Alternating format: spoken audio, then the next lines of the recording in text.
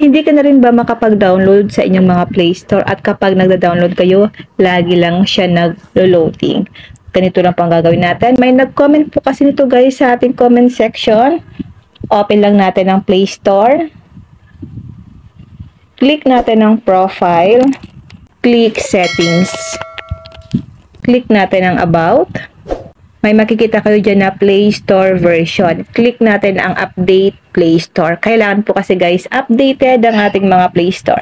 Kapag ang nakalagay po ay Google Play Store is up to date, ang ibig sabihin po, naka-update po ang ating mga Play Store. Kapag hindi naman yun guys, may nakalagay po dyan na update. Okay?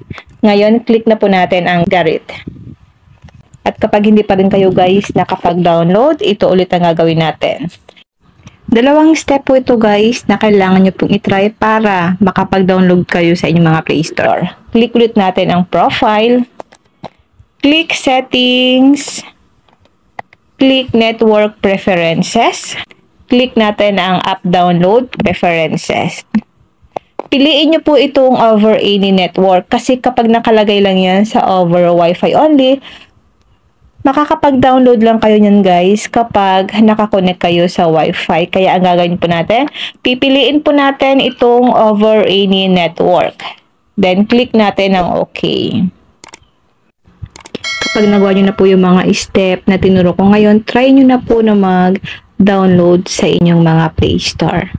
Yan lang guys, sana po may natutunan kayo sa aking video. Thank you for watching.